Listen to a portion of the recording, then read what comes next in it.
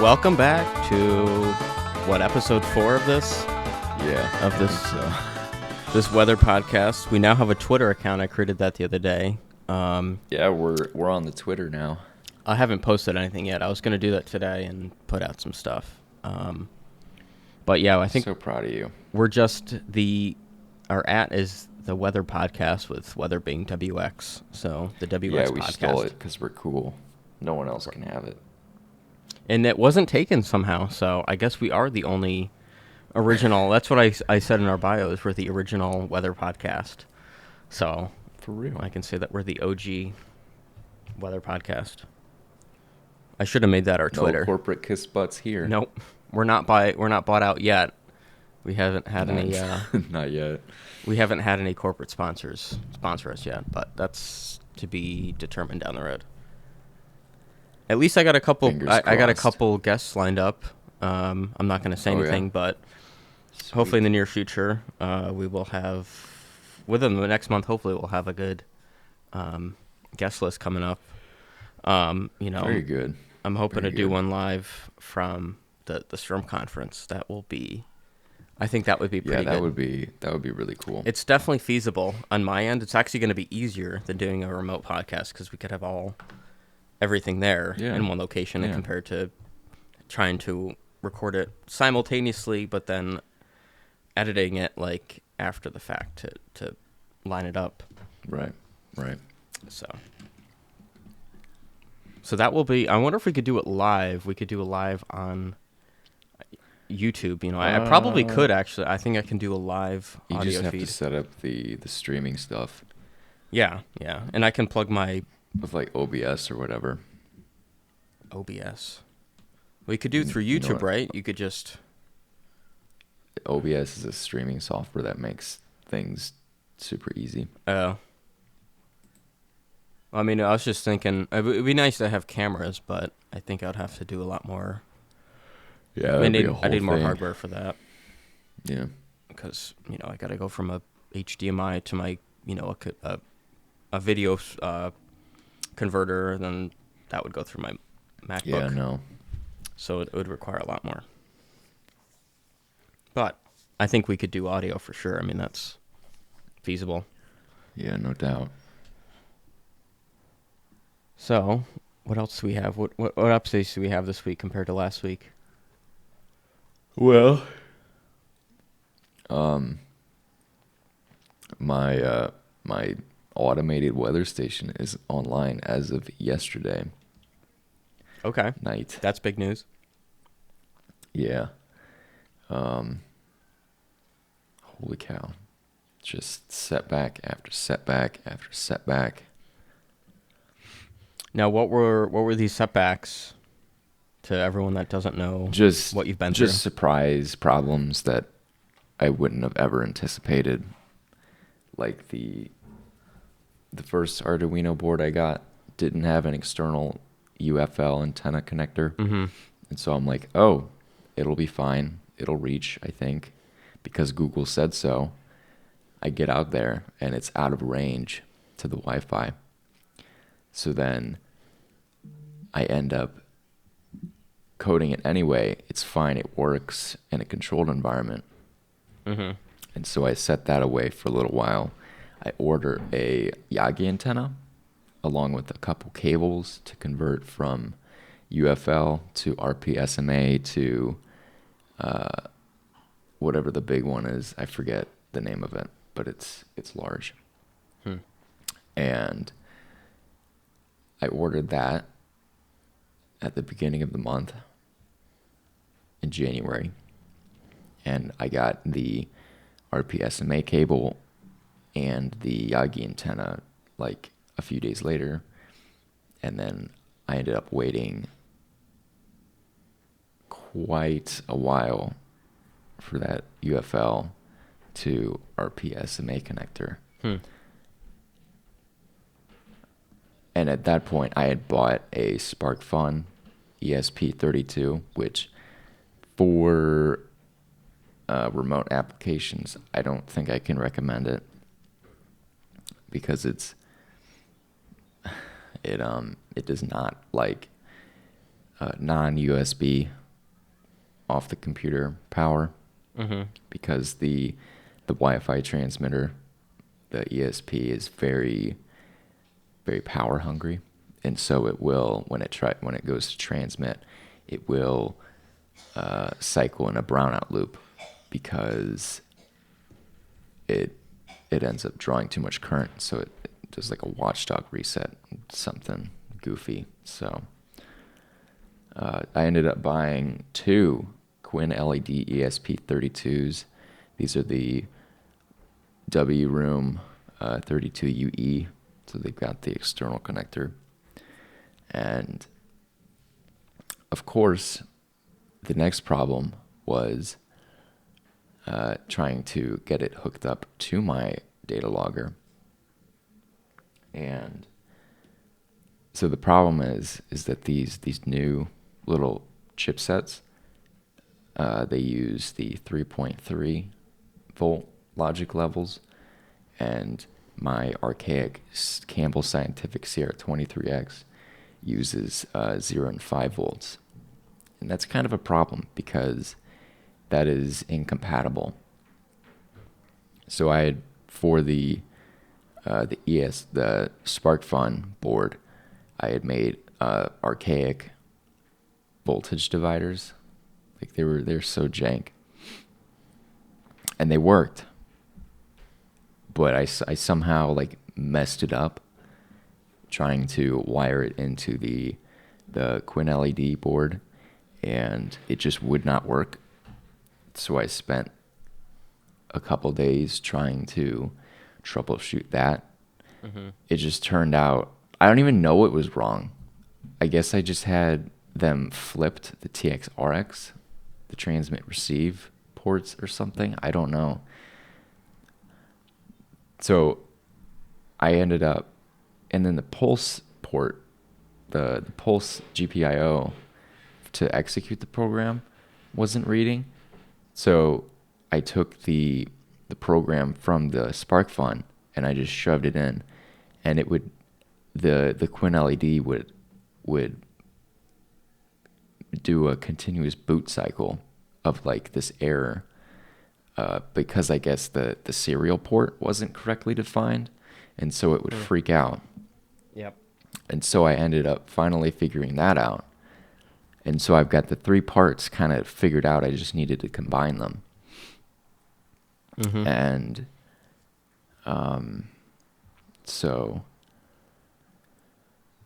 because I got the serial reading, I can get the GPIO pin to read that voltage high, and then I could power it. And it was silly because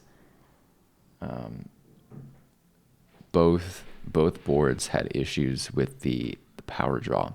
So what I had to end up doing is I did a little research, and I found that you need a smoothing capacitor between 5 volt and ground, or the power and ground, to eliminate that sudden current draw. Yeah. So I got, I think it was a 25 volt, 680 microfarad, I believe. I have it somewhere. I think it's still in my backpack. But it works now. And so I got everything wired up, and then I don't know what I did, but the data logger started having watchdog errors. I don't know if that was because I was incorrectly grounding something, or I don't know. I don't know what was going on.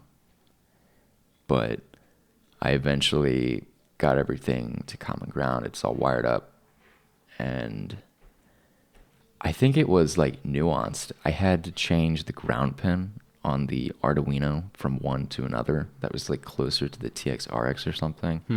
And then it started working. Because for a little while there, it just, when I uploaded the program, it just would not output anything. Like I thought it was dead. Like I broke something on it.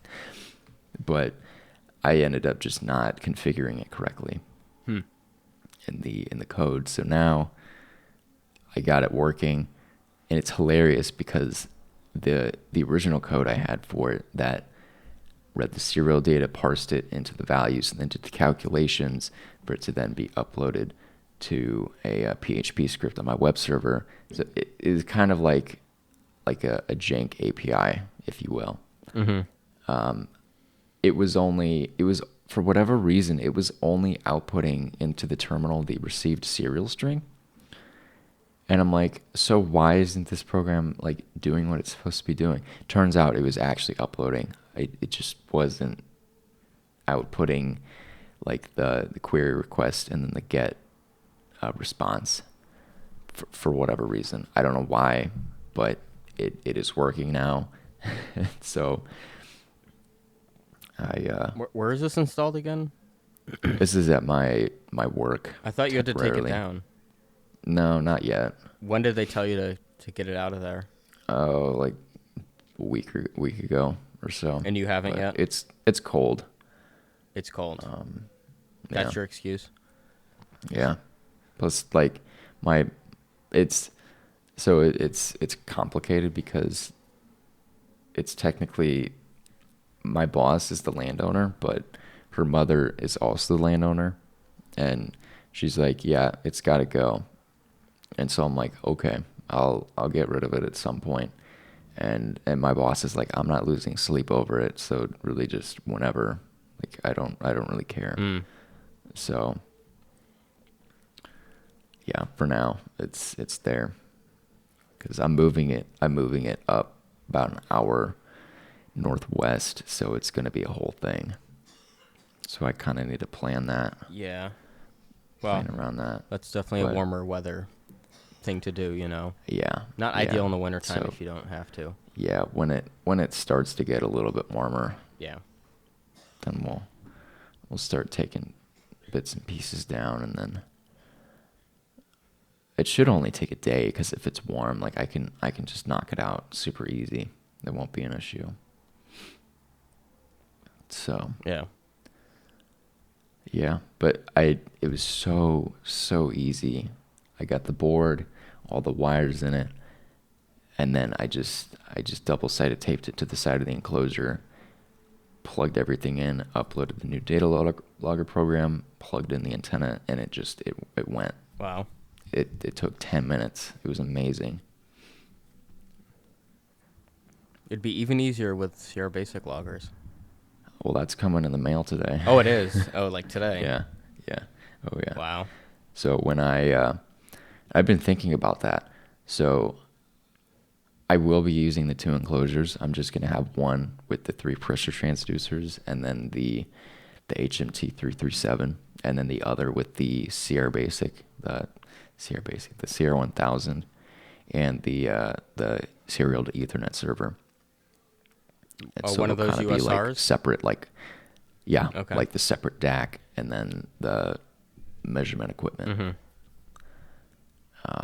And that should be pretty simple, because I'll have the I'm planning to tee with this because I don't want to waste time or money.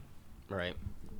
So we've got the tower, because like on the New York State Mesonet, it's got the 4 ports on that USR. Mm-hmm. One of them will be for the data logger outputting. One will be for the HMT. And then the 2 will be for the HMP 115s at 2 and 9 meters. So that should simplify things. And then I'll just have the Arduino with the Ethernet port kind of hat on that, the hat add-on. Okay. So the USR will just plug in directly to that. Okay. And then the Quinn LED board will have the UFL antenna, so I can put an antenna up there, and then. Wouldn't you want like a modem of some sort, so you could plug the data logger, the Sierra 1000, and the USR in, idea. and then I didn't even think about that. Yeah, because then you could eventually connect the camera that. too. You know, it was either going to be the Arduino or a modem, because in that way I can like like properly install an antenna on that. Yeah, a modem might be better, I think, because you could have the CR1000, which I feel like you'll eventually upgrade to that. Because like, wow, why wouldn't you want to do that? So then the modem will take that, and then put that over the Wi-Fi network. Yeah, and then the Arduino can scrape that or something. Yeah, I'll figure it out, all in due time.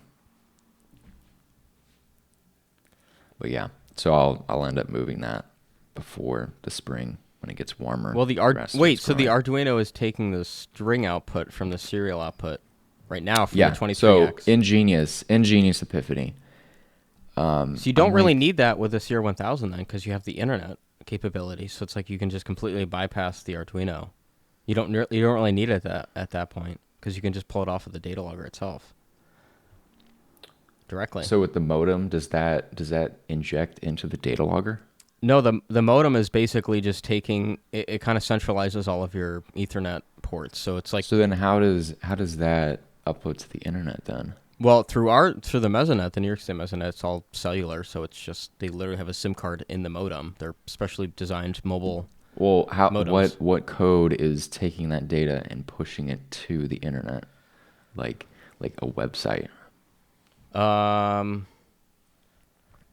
I was just gonna have it. You can have the Arduino read it, like with the IP, and then take those values and do all the stuff with it, and then do the HTTP request. Well, I guess at that point you're just or post. You'd basically be setting up like a Ethernet, almost like not a router, but it would be a what do you call that? Like a pass through or something. What do you call them?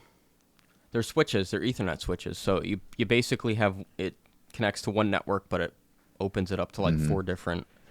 It's like a hub basically. You can get multiple devices to the same network, so they still have their own independent IPs. Like your USR would have its own IP. The data logger would have its own IP. Like a camera would have its own IP, but it'd all be connected to one device. So kind of like. Well, I want the data logger to go through the USR though, so it's all singular. But why though? Because if you connect it to a modem, you can just connect the modem to one Wi-Fi, and then that would kind of like branch it off. Because you want the data logger separate. Yeah, I guess that might Because then better, remotely you technically could access both devices, like because you might need remote access to one or the other. True. Yeah, and you might be limited that way. Again, it's all in the air. Yeah. Put in more thought. Well, at least eventually. At least try it the CR1000 by itself, and then try that. Because you don't need the Arduino at that point. I mean, you honestly could use a 23X with the Arduino for another setup, because you can. True. With CR Basic and at least the network peripheral add-on, you can just get that connect to the internet with an extra device, and then that's it. That's like all you need. Because then, you can just pull the API like I'm doing with the Raspberry Pi. Yeah, and just shove it into the script, and it works the same as the Arduino. Yeah, or have Loggernet running, to pull the collection files. That's another route. Well, that requires a computer, and I don't feel like doing that. But the API is way better because you can just pull the string right out of it, and then you have literally 3-second data right there at your fingertips. And you can manipulate it a little bit easier than Loggernet, the Loggernet route. Yeah, I don't feel like having yet another device taking power. But I think those what do we use this? They're like Spectrum LTE cell modems. I mean, they're cellular based, but you probably could get them configured for a local Wi-Fi network that. Oh, I just get a modem that I can put an external antenna on. Well, yeah. Then I'd like route that onto the tower. Yeah. Point it down at the house. And you'll probably need. Well, if you have AC power, you'll be fine because that'll need its own power supply. Yeah. I'm not worried about power. Okay. Well, that's good. Then you can run anything. Get up. Yeah, I'm running that stupid visibility sensor. Oh, that is pretty stupid. I think those would kind of. They're just redundant. If you have a camera, you can get a real-time visibility sensor. You probably could get AI to measure it. That's take in like the air. That's not how I would do it. Yeah, I but need you could, though. the physical instrument to do it. Some big behemoth where you could just get a camera, look at it, and be like, oh, there's good visibility, or oh, there's bad visibility. There's fog. Okay, good to know. But does it output a WMO code? If you had AI do it, you could. You got to be writing your own algorithm. But it doesn't. Which, good luck. You probably could get ChatGPT to do that all for you. Nah. So. We do it the old-fashioned way. Mm. This is basically an airport ASOS after all. Even though you're in someone's backyard, so. Yeah, it's the backyard ASOS. I guess so. The backyard Chad ASOS. Chad sauce. It should be Chad sauce. SAUCE. Chad sauce. No, Chad sauce.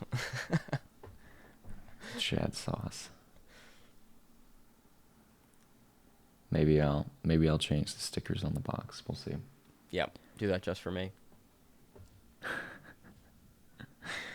I mean, it already has Chad ASOS on the thing out there. That's true. People get real confused when they see that, probably. That's good. Like, what? You got to put a QR code so people can scan it and get your website so they know where to find it. True. Because they're not going to know anything unless there's a QR code there, essentially. These people. That's a good point. It's not going to matter. Yeah.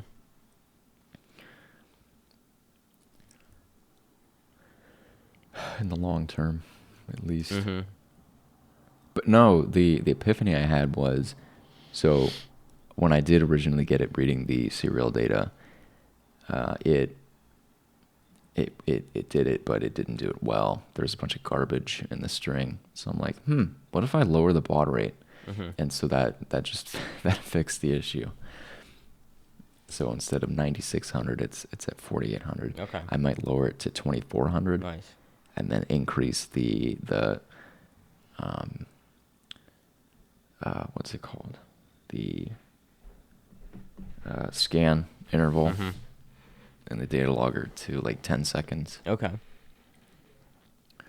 So that way it gives it time to output it. Yeah. But yeah. Let me do the math here. Let's see. It's like 80, like 70 characters. Yeah, so it takes 0.3 seconds, so that should be fine. Yeah. The transfer rate, because the edlog data loggers are set up with two tables that you can set at different intervals. So the main table, that's measuring the actual sensors, is every second, and then that's averaged temporally and saved for every minute. And then the second program is executed every 5 seconds, and that's what takes the allocated values in the table and outputs it as a serial string to the Arduino. So, and I have it set up to where it pulses the control port that's hooked up to the Arduino to physically execute the program. So the timing of the Arduino program lines up with it receiving the string, so there's no data loss or anything. So it just keeps on going. So yeah, it's kind of that. Well, that sounds good. It seems like you're just keeping your hands full. It's like you're basically having a kid, right? It's like your kid, essentially. It's horrible. It's horrible.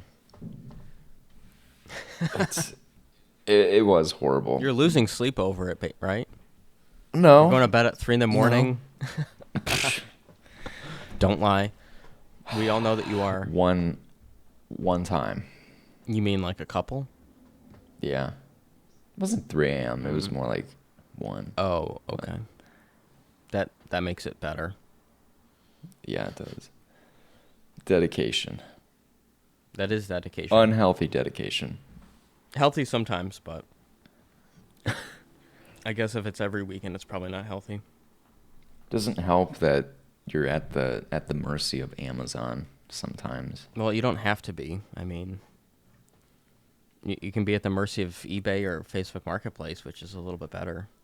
I've boycotted Amazon. I've refused to give them any of my money because they're just a shitty company, and I hate Jeff Bezos, and they treat their workers like shit. So, why would I support a company like that? The American dream. eBay is way better. You can get the same service, even better customer service. Yeah. And it's not off the backs of the American people that are trying to make a living. I still waited over a week for one of those things anyway. I mean, you're going to get that anywhere. Depends on who it is. I mean. Yeah, that's true. But at least eBay is better, I think, in many ways. That's fair. They just use the USPS. It's not like they have their own, slave labor. They use their own carrier. Yeah. Well, whatever the seller wants, because they can all change it, Because they can go through FedEx or UPS or USPS or DHL or... Right. Why are you not letting me log into my...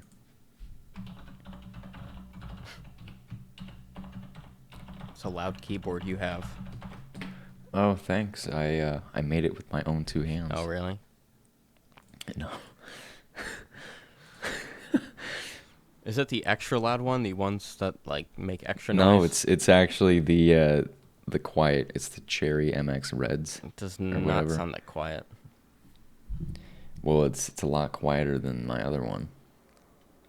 Is it? Yeah. I had Cherry MX Blues. My MacBook has very, very quiet keyboarding clicks. You've got the most jank keys, though. What do you mean? Respectfully. What do you? Yeah, they're quiet though. They don't sound like a giant. You're using a typewriter, man. Yours is like a typewriter. Like, what the fuck? It's so good though. Is it good? The tactile feedback is immaculate. Let me tell you. I mean, you are pretty old school, so. It's the. Oh, I can't even remember what it is. Let me look on Amazon. See what it was. It was a Cherry. It's like the super retro looking board, but it's so good. I think I bought it last year. Nope, maybe the year before. Yes, it's the Cherry MX board Silent. The Silence. They no longer sell it, unfortunately. What are the reviews on it? Of them. Does it say that it's the loudest silent? Oh, they're really good. Oh, okay. It's a solid keyboard. It is significantly more quiet than. Of course, I modified mine. I put like lube and stuff on the space bar and the bigger keys so they wouldn't clack. You lubed up your keyboard? Clatter. Yeah, I did. Interesting. I don't think I've met anyone that lubes up their own keyboard. I'm a closeted keyboard snob. Oh, are you? If you will. Yeah. Maybe a little bit. But I mean, I just found the keyboard that I really like, and that's kind of what I've stuck with all these years. See, I just try to look for the recycled keyboards in the Recycle Pilot Albany. Every time I go to work, there's like a giant bin of like old printers and like there's some old Macs I think in there one time, and there's some a mouse and keyboard, and I was like, I need this for my Raspberry Pi, so I stole it, and it works 100%. Great. It's like they're throwing it out anyway. You're just reusing it, so yeah. There's some decent stuff in there. Definitely.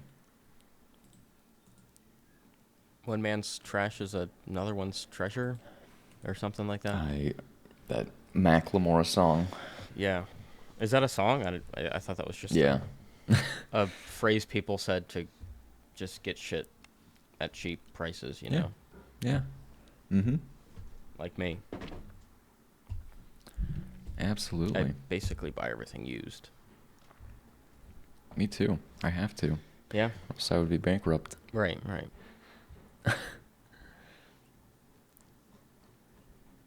Yeah, and I still need to call Epley to get that cable, but yeah, I somehow found that too. I'm just like, oh, let's search. Oh, it's right there. Let's buy it. For how much? Like 300? Oh, it was 150, I think. Oh wow, that's a steal. With shipping. Jeez. I know. It's cheaper than a Lycor or something. Yeah. It actually was cheaper than the Apogee one that I would have gone with. And it's better. It's a class 1. So it's acknowledged by the WMO as a pyranometer standard or whatever. Like it's accepted. It's got a pretty good sign response.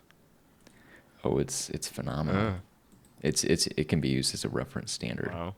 Well, you got it calibrated though, right? Yeah, I'll end up doing that. I'll need to. But and then if this isn't a sign, I don't know what is. I go into Lowe's carrying this thing, and I'm like, how the heck am I gonna mount this? And so I go to the Unistrut section, and there's just this flat bracket mount that's just sitting there. And I'm like, oh, let's see if this. Oh, it fits perfect. It was meant to be. Is that a sign from the Lowe's god that they're trying to tell you something? Yeah, I think so. I guess, because this sensor is like 5 pounds. Yeah. It's not light. Oh yeah. So putting it on a dinky little cross arm is not going to cut it. Yeah, you need like cross support for that, cross beams or like lateral. No, lateral so support. that's I believe it's meant for like a floor mount for Unistrut. So it's like a base plate, and then it's got the 90-degree thing that you slide it into and bolt it. But I'll just flip it over. You're putting that on the tower or on the ground? I don't know. I'm not sure because the rain gauge is going to go on the DCP as well as the visibility sensor, and I don't know if there's enough room because I want it to be unobstructed. So I'll probably the tower's probably your best bet. Make like a jig on the tower, like cross arm thing about midway up. That'll probably be what I end up doing. Yeah, it's a good idea. I mean, it's not going to go anywhere. You'll be able to hang on it. So, Jeez. Oh yeah, we're going all out.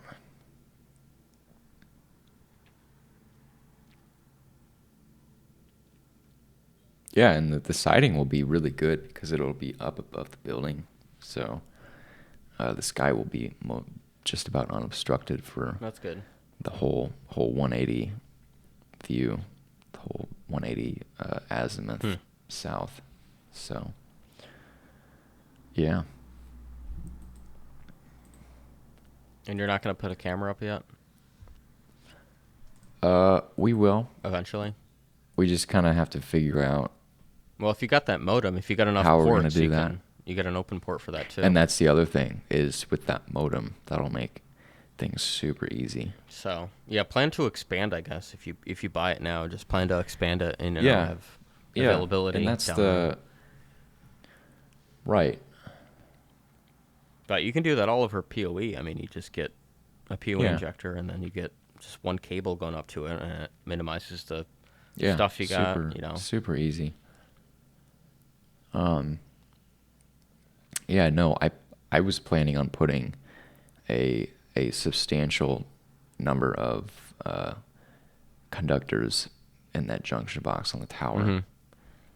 So it's really bets off on what can go up there. Yeah. Like I do plan on putting the FARS temperature and HMPs at 2 and 9 meters at some point, but I'll just have the infrastructure in so it's ready to go when I go to add it. Nice.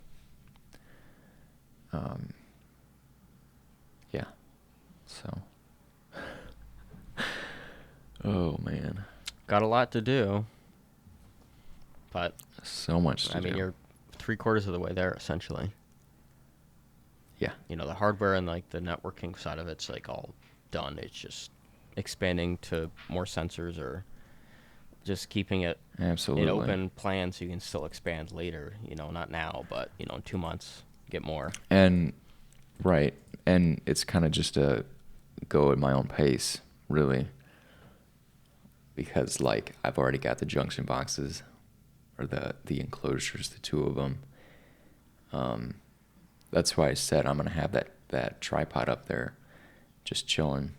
And it'll be logging data, and then when the time comes when all the infrastructure is in place, it'll just be a matter of moving it over from the tripod onto the structures. Yeah. And yeah, it's gonna be great. Gonna be grand. Yeah. I'm looking for a house now that has space for a weather station. That's one of my requirements. I mean, under 150K is tough, but there's houses out there with, you know, all of the requirements, I guess, that I have or standards that I'd want. Yeah. You know, it might be in the city compared to like outside of the city with a little bit more space, but you know, it's like I could still put a weather station if I own the place. You know, I could put it anywhere. Just put a roof mount and just drill into the chimney or do whatever I want essentially. Right. Which is kind of cool, but obviously I'd like something further out with a proper siding and, you know, backyard and stuff like that. But yeah. At least just getting in a house to have my own place of residence would be, as you know, kind of essential. Right. A weather station's like an after the fact thing, but you know, it's like it should be your number one priority actually. It's like 3 maybe, but I'd rather have a garage for the Subi than, you know, a proper sited weather station. But I can put a weather station essentially anywhere. It's just not every house is gonna have a garage or, you know, a nice driveway to park in or something. Nice driveway to park the it's nice. ASOS. It's nice not having to clear snow off my car. I can just get in my car, start it up, and then drive out, and I'm good. Like, it's so nice. No ice, no snow. Can't relate. Right. You can't. Not if I put cardboard on my windshield, but that looks ghetto. They have those blankets people put over, like, you know, they put them on their windshield or something. Towel. A towel, yeah. True. Yeah, yeah. That's fair. But then again, you still got to clear snow. If you get 3 feet of snow, you still got to clear that from your roof and your back, and, like, it's a lot more work, too. A garage is nice. True. It protects your car, and, you know, it's safety, too, so people don't break into it or something, which still happens.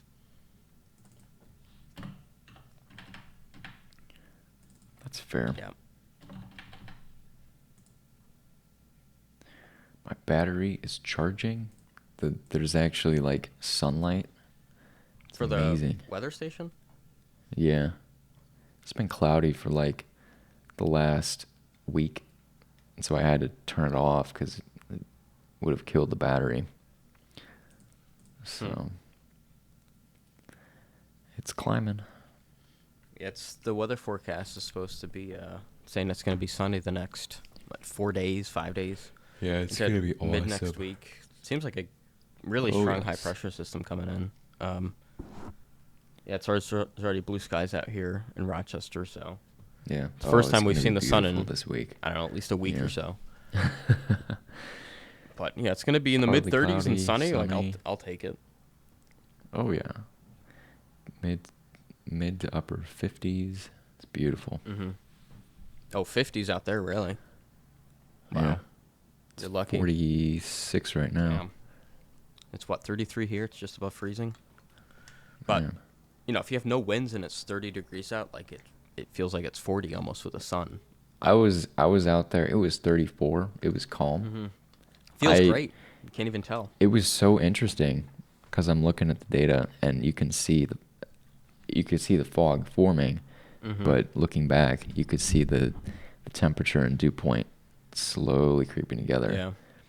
And I'm just sitting out there, and you can see it starting to form on the ground, and it just kind of started to form its way up. Yeah. Super interesting. Yeah, remember the site I was telling you? It's the one by my house, the mesonet site that was like a degree warmer. I thought there was a cold bias, but after replacing the temperature probe yesterday, the wiring seemed fine. I was like looking at the data. So was it just a microclimate I thing? think it is. None of the sites around it are really that substantial of a inversion, or not an inversion. There's no. It's a. Is it just like geographically unique? I think so. It is kind of in a low area, so I think it just might be cold air subsiding, and there's northwesterly winds, so I think it's just you're going to have cold air on top anyways, so you're just going to have, I mean, it's right now it's interesting. What, a degree and a half cooler at 9 meters compared to 2 meters, so, and it's been running pretty consistently about a degree, maybe a half degree to a degree cooler, but usually that flips at night. You'd have radiative cooling, so you'd have 9 meters be like a degree or two warmer. If you had a snowpack, that would be completely different. It really changes it because the snow itself is a great absorber of heat and energy throughout the day. So at nighttime, it radiates like crazy, and you'll get, like at 30, let's say like 30 degrees or 20 degrees at the surface at 2, and then at 9 meters, it's like 20 degrees warmer. I've seen in some cases. Yeah, that's insane. Really, really, really crazy. I hope to measure that one day. That'd be so stupid. It's just crazy how much radiative cooling you get from. No doubt. But I mean, you gotta have the right conditions, a good snowpack, like clear skies, literally no breeze at all, like more than a couple miles an hour would mix it too much. Yeah, that's crazy. Yeah. We have, because I guess at that point that's unstable in some regard. Well, it's very stable if you have 2 meters, 30, at 20 degrees, and then 9 meters, it's like 30 or 35. That's very, very stable. That means like it's gonna trap in. You'll probably have like a haze, the next morning just from it's like trapping all of the, pollutants and, the snow's not only emitting. It's probably emitting like nitrogen and oxygen, and like there's probably carbon dioxide. Like it's probably a mix of gases that get trapped, like the greenhouses from emissions or. I guess you can figure that out with the flux sites. Can't you? You could. Yeah, you definitely could. That's crazy. But that's only measuring O2 and CO2, not like methane or CO3 even, or maybe even, I don't know if there's ozone down here. I'm sure there's some sort of it, or at least nitrogen or some other greenhouse gases. Yeah. But yeah, I think it's all normal though. I don't think that the probe is fine. I think the probe was fine itself. There was no problems. The wiring was fine. It was just, I've never seen it. A weird phenomenon. It's usually a nighttime thing, not, or it's a daytime thing, and then the nighttime it switched to an inversion. But then the daytime would kind of mix back, and 9 meters would be cooler than 2, and then, it kind of flip-flop. Right. But it's been a weird, just northwesterly breeze at 5 to 10 miles an hour. So really not a ton of, probably enough to mix it, but if you have cold air coming in on top of it, it would mix downwards, and it would still kind of have that difference in temperature. But it seems legit. Like, I think it's legit. It's not like an error at all. It's actually the environment. Well, nothing would have gone wrong. Right. But I've just never seen it for 24 hours. Usually those kind of stuff is very cyclical, but for it to be 2 days long where it doesn't flip, just felt like it. It was odd to me, but maybe I just don't know the climate too well. Anything's possible. But the nearby sites are not as, the ones that are close by within 15, 20 miles are kind of slightly similar, but they're not as drastically different in 2 and 9 meter temperature, but yeah. Each site is differently. If you think about it, they might be only a county apart, but the climate there is drastically different. I mean, so well, that's being the beauty near the of lake the or being in a valley or being on a mountain or being on like a Yeah. flat, like there's no trees around or versus trees or right. It's it's good that way because we got sites in every different climate, basically valleys and upper mountains and kind of on flat plateaus, and then others like you kind of comb the area with data. Yeah, so it's going to be similar in temperature, but it's like by a couple degrees, and like you might have different humidity values, or the wind speeds might be differently, or microclimates within a climate itself. So yeah, pretty cool. And then you can even get down to like the city level and see how the temperature is changing within the county, versus a city versus a outlying town, or if you're close to the river, the heat island effect. You might get channeling of winds, or you might get certain pockets of instability. Like, who knows? If you have more buildings there, it might have more instability or something. Yeah.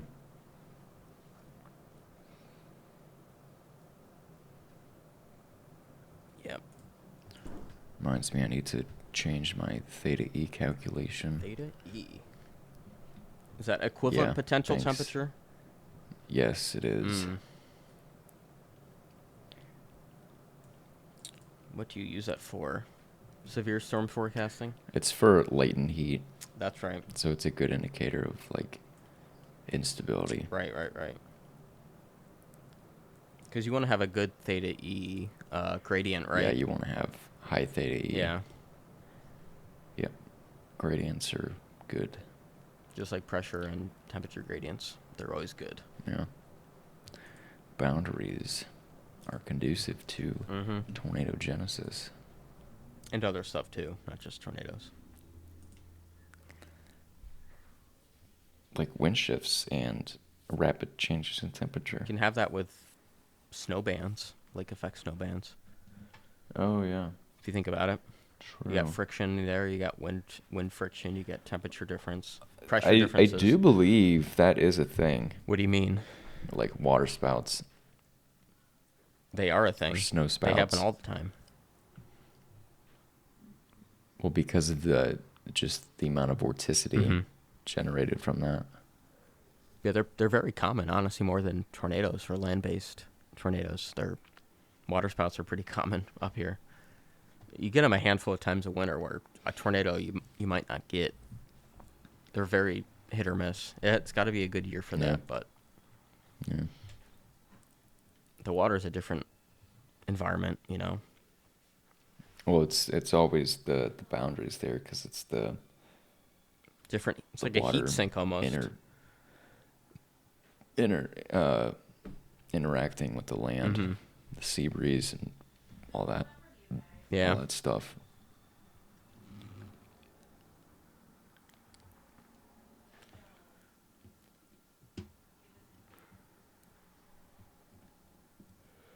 I'm gonna have to get up. But yeah. I'm gonna have to get outside today. Me too. Now that the sun's out, I just want to get out. Yeah. Yeah. I mean, I wish we had snow still. It's just a bum without any snow. It looks bare and yeah. just it feels like it's April, not February, and it's completely backwards this year. The seasons are just not even there. They're there. They're just broken. Yep. Just a little broken. Well, they've been broken for the past few years. It's been declining. We just don't get winter anymore. It's just we don't get winter. It's just we'll get snow maybe a couple times if we're lucky, and then it's just 40 degrees and cloudy like the rest of the year. And you're like, what am I supposed to do with that? You can't go skiing because there's no snow. I'll say we got winter this year. I'll tell you that much. Did you? It lasted like a week, if that. and then it melts, and then it's... It was a week of -5. Well, I guess, but that always happens. You always get cold spouts. It's whether you get snow or not. No, it didn't. It hasn't happened in a while. A few years. I feel like it always happens at least once a year. You get a cold spout of like 5 degrees. Maybe 20s, but not that cold. Really? It's been a few years, yeah. Well, I mean, we always get that. You can always count us getting at least a week or whatever of like 10 degrees or something. Yeah, always gonna it's happen. been a while since we've had that.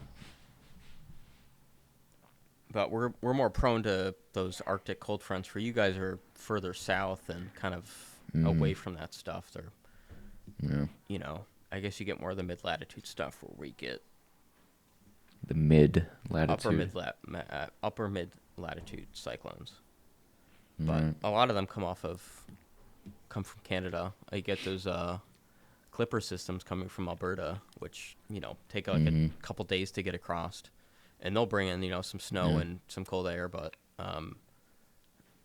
you know, I guess you guys don't get as affected, or you're further south than us, so you would generally be warmer. Yeah. Yeah. Most of the time. Yeah. Yeah, I mean, we're kind of in the middle, so it typically goes north or south of us. Mm-hmm. Which either means it's warm or cold. Yeah.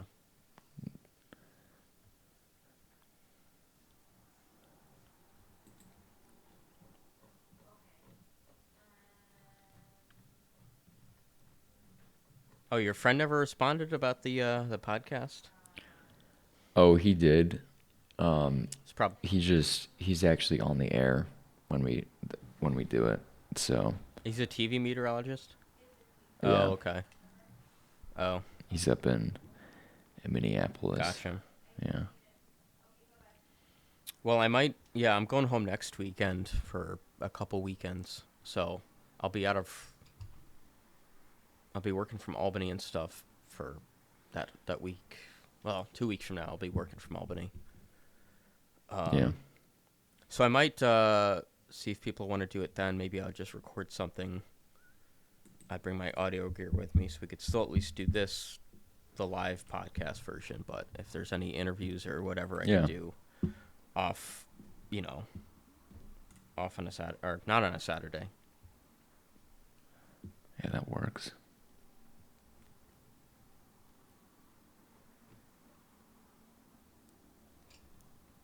We'll still make it happen. Could do a live one too. I still want to do a live one. I got to figure that out. Yeah. We just gotta plan. Yeah.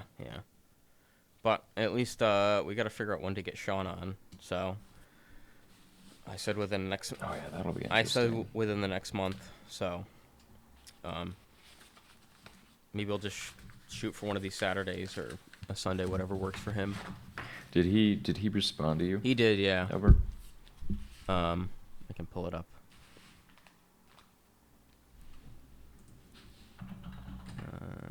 Here it is. Yeah, he said he should be fine depending on the Saturday, so we'll just have to let him know. No And way. he seems pretty open. Oh boy. Dope. Yeah, so we should be good for a Saturday or Sunday. I think either day would work for me, and I think for you too, right? Yeah. So I'm totally flexible. Yep. Me too. Yeah, and then and for the Storm Conference, that would be cool to do like a 2-day special or something. Yeah, that'd be real cool. Yeah. We could just, honestly, it'd be cool to go like walk around and ask people like, hey, what do you think of this so far? Like, yeah, just do interviews and stuff. That'd be neat. Huh. We could make this be cool. Yeah, because our phones have good mics, so we can just use them as the. I mean, I would just bring recorders. I would go to the audio store here in Rochester and get some like cheapo, like they got a whole used mic bin for like a couple bucks. Oh, really? And I would just bring my recorder because I can get, a battery off of it and get high quality nice audio and just do like an interview. Huh. I can make it like legit. We can make it like a whole thing. Get the boom mic. Yeah. Yeah, if you did the audio, I mean, I could even run a camera and we could do like video with it. Just make it literally a whole production. I have the capability. If we wanted to, that would be a lot, but we could do it. I mean, in all honesty, I just want to go there to enjoy it. Yeah. I don't feel like doing all of that. Yeah, that would be a lot. I'm not getting paid to do that. Oh, yeah.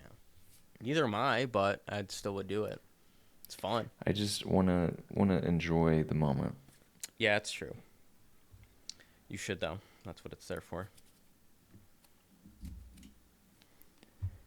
Network with a bunch of nerds. Yep. Yeah, and make sure you get the, I guess the breakfast doesn't count. You probably could get breakfast with, I'm not sure if the hotel includes breakfast or not. I think it's, $20 a day for Saturday and Sunday.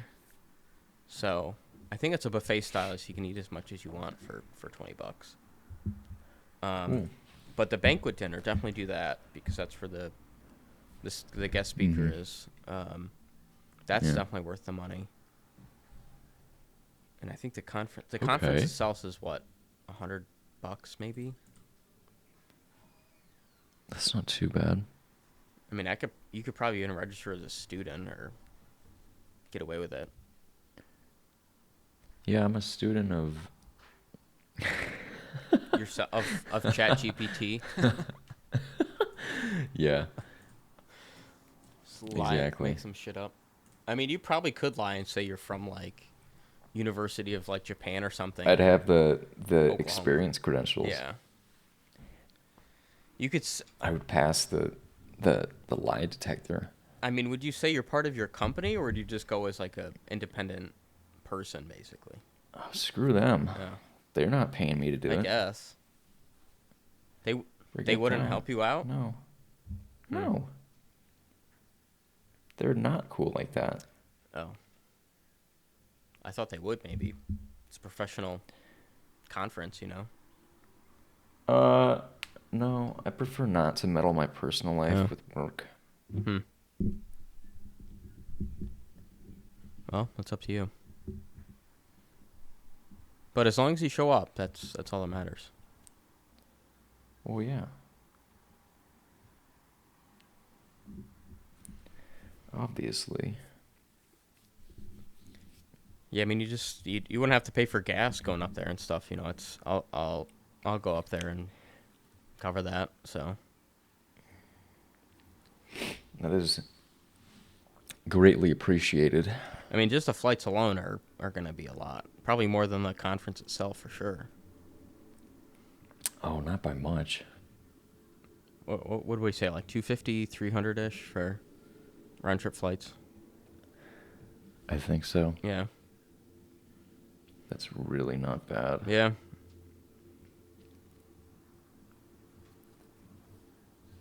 Could save $50 and go into Spirit, but have that 16-hour layover. I'd prefer not dying. 16-hour layover would be pretty fun. What would I do? I don't have a car. Like, you would just have to sit in the airport for 16 hours and I can only walk around for so many minutes. And that's at the Orlando airport, so it's probably going to be just hell. Is it big? I don't know. Probably not. Well, I'd rather not. Yeah. You could like go on the baggage claim and just ride around on there for a couple hours. I've always thought about that. Just jumping on it and just going on loops. You know, maybe. Yeah, that's it's a good way to be put on the no-fly list and lose your right to fly. True. Well, if it's a right, then that'd be a privilege. You can't remove rights. Well, they can nowadays. Joe Biden can remove your rights, so he's already doing that. So no amendment is permanent or final. Mm-hmm.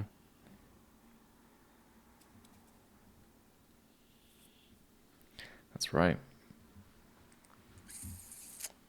Well, don't go through Spirit, because you'll probably die anyway.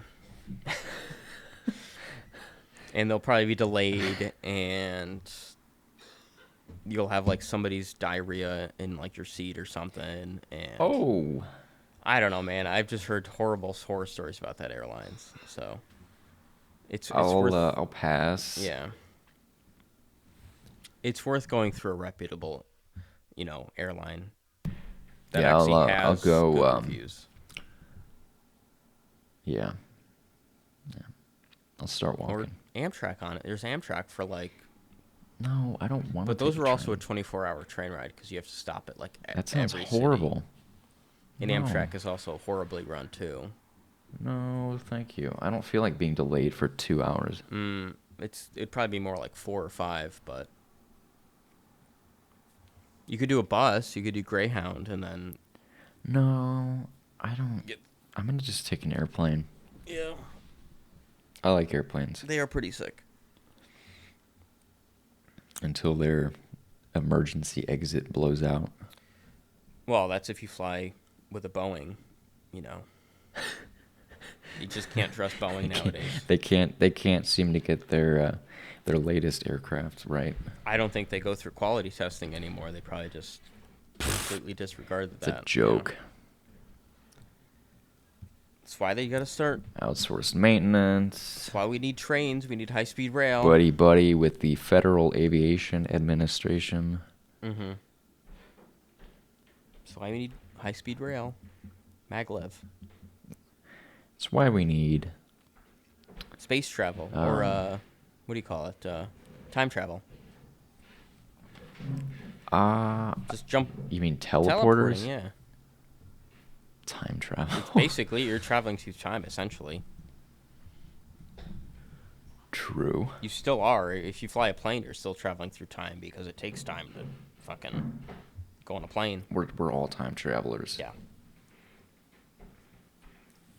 To make that a hip bumper sticker. Mm-hmm. We're all time travelers.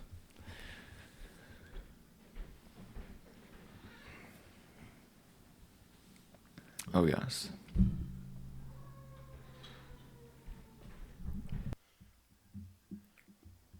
Well, what do you think? I don't have much else to report on my end.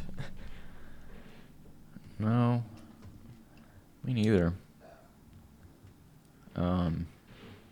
Shout out to Quinn LED for making super high quality boards. For your Arduino? Yeah. Are they a local USA based This thing's awesome. company? I think he's based in Utah. Oh, nice. There's another corporate sponsor. Oh yes. Oh yes. We're looking for more corporate spaces available in our ad blocks, so contact if interested. Yes. Yes, we'll put your logo on the... Oh, true. We could put the logo on there, do screen. some shout-outs. Yeah. Yeah. This segment has been sponsored by, X and X or whoever. Exactly. And you can contribute to us tax-free. We're a non-profit. Yeah, we are now, as of 3 seconds ago. Quote unquote non-profit. It's not a money laundering scheme. We are using it for legitimate purposes.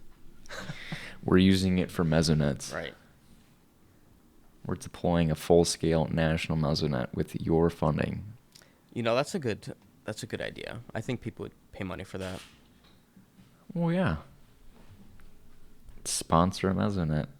Put one in your community. It's like the what is it? The roadside people adopt a highway. You could adopt a Mesonet. Yeah. Yeah. That's ingenious. There we go. There's our next money laundering scheme. Adopt a Mesonet. Instead of adopting a dog or, a kid or something. Yeah, who needs a dog? Or a kid even. You need a Mesonet. A Mesonet's a lot kids. cheaper, and it'll actually make you money over time. Where a kid, you're probably going to lose money. Sorry. I mean, that kid may not even make it. Let's be real. Nowadays, yeah. Will the parents even make it nowadays? Probably not. Yeah, no. Without having financial assistance or making $100,000 a year, or TikTok, or being a DoorDash driver. I can hear the sirens in the background. Yeah, it's one of my many joys in life. What, the emergency vehicles of St. Louis? Yes, and the sound they make. It's very similar to what the sounds they make here in Rochester, surprisingly. It's kind of funny how they standardize sirens. I would want them to. I wouldn't want them different in every city, because then you wouldn't know what's coming up.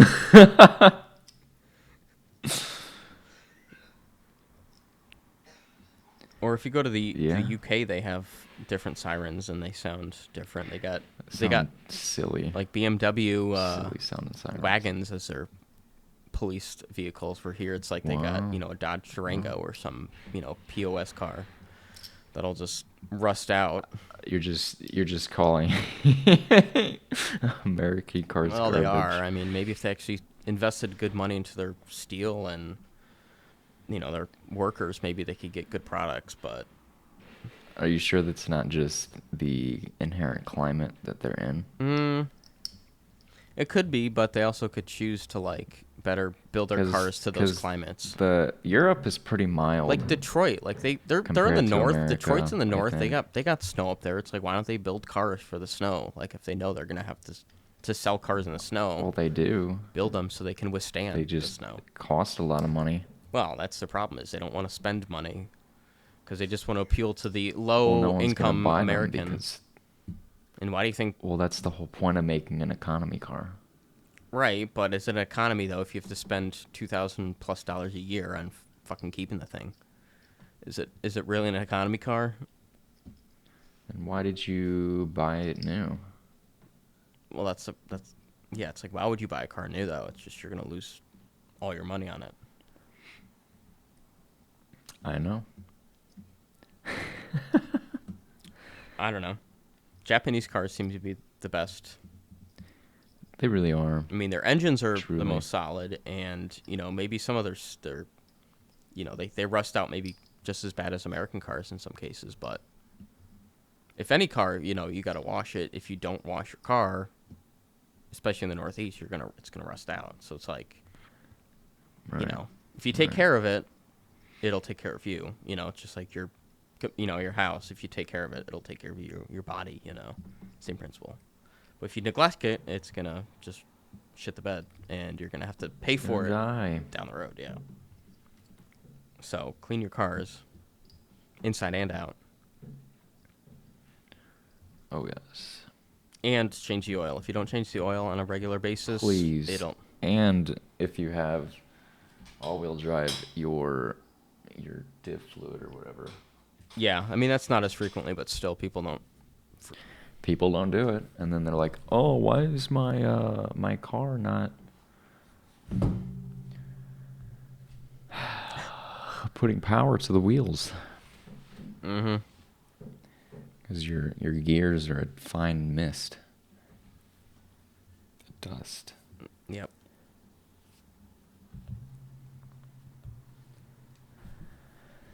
Well. Oh well.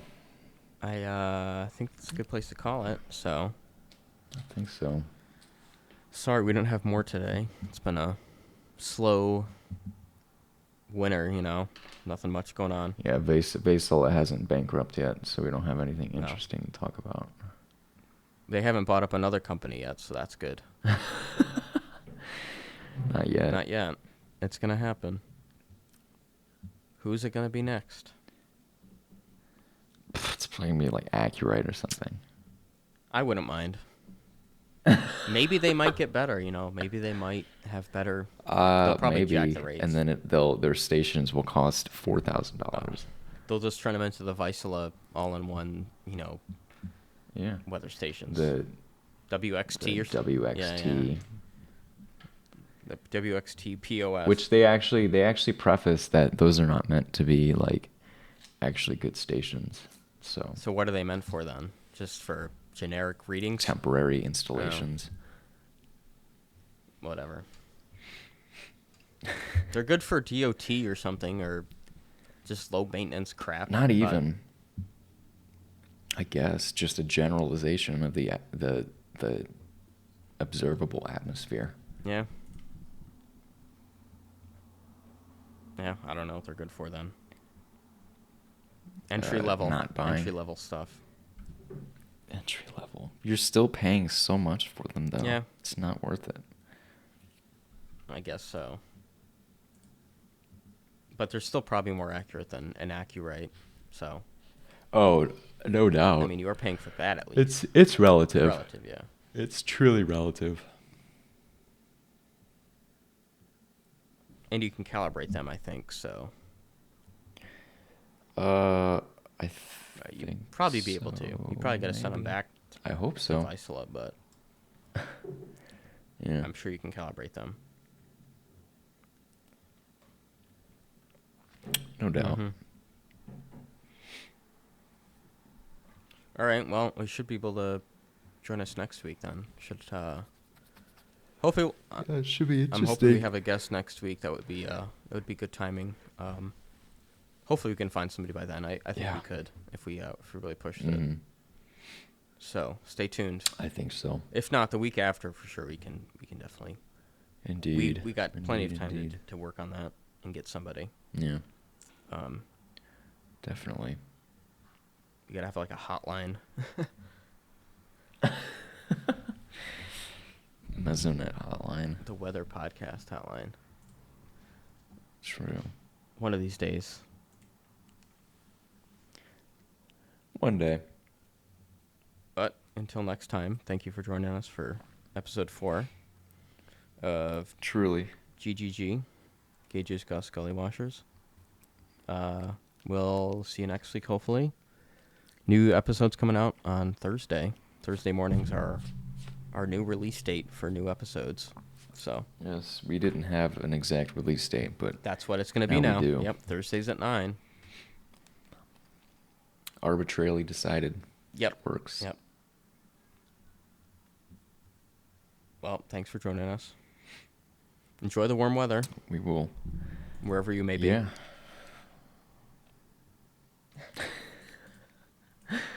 The East Coast, I guess. If you're listening from Antarctica, our deepest condolences. You'll see the sun in May. Hopefully. Hopefully. And then you'll lose another 3 feet of ice melt by then. Yeah. Also good.